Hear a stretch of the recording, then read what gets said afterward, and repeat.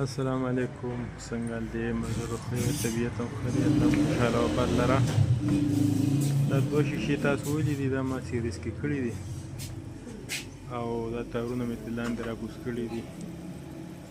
دا زیړ چې کوم دی پازیټیو دی، دا شین نیګیټیو دی. دې ته ما 3000 ایلیمنٹ نیم لګولی. 3000 ایلیمنٹ د میټر والا ایلیمنٹ دی، سیم هم ورته نیم لګولی. نیم سپرنګ مې لرکړی، نیم مې دې ته لګولی دی.